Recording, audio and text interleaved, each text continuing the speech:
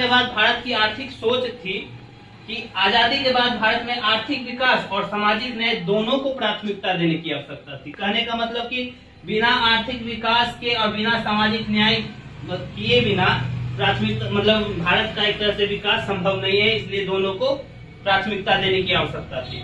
यह माना कि केवल व्यवसायियों, उद्योगपतियों और किसानों पर निर्भर रहकर अगर देखा जाए तो विकास नहीं किया जा सकता है। ठीक है ना, सरकार को एक सक्रिय भूमिका निभानी होगी। ठीक है, तो सरकार को एक सक्रिय भूमिका निभाने के लिए जो है सरकार जो है वो उदारवादी पूंजीवादी मॉडल है ना और समाजवादी मॉडल को अपनाने की सोचा।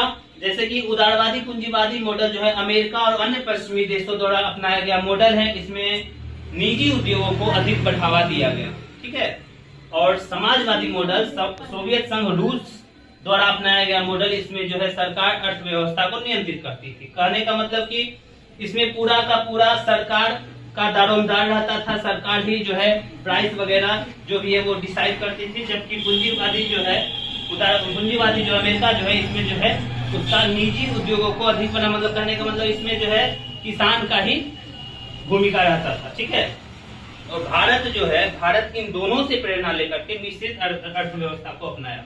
मिश्रित अर्थव्यवस्था को अपनाया जिसमें सार्वजनिक और निजी दोनों क्षेत्रों को महत्व दिया गया। ठीक है, तो इसी दौरान पंचवर्षीय योजना आया। पंचवर्षीय योजना जो है योजना आयोग जिसका गठन 1950 में हुआ था, योजना आयोग ने जो है ये पंचवर्षीय योजना लाया 1951 से 56, जिसमें कृषि पे बल दिया गया था, है ना। भाखड़ा नंगर डैम जो है इसी पंचवर्षीय योजना के थ्रू बना था। फिर दूसरा पंचवर्षीय योजना 1956 से 61, जिसमें औद्योगिकीकरण और भारी उद्योगों पे बल दिया गया था। तीसरा पंचवर्षीय योजना जो है 1961 से 66, जिसमें जो है आत्मनिर्भरता के बारे में बोला गया है। और 1966 से 1969 के बीच में जो है योजना अवकाश रहता है। फिर चौथा पंचवर्षीय योजना 1969 से 74 जो है आत्मनिर्भर रहने की बात करता है। और पांचवा जो है पंचवर्षीय योजना जो 1974 से 1979 के बीच में होता है, इसमें जो है गरीबी उन्मूलन यानी कि गरीबी को हटाओ उस पर जोर दिया गया था। ठीक है ना। फिर हरित क्रांति हुआ। हरित क्रांति 1960 के दशक में हुआ था, 1966 में हुआ था हरित क्रांति, जिसमें जो है गेहूं की पैदावार काफी जो है कम हुई थी।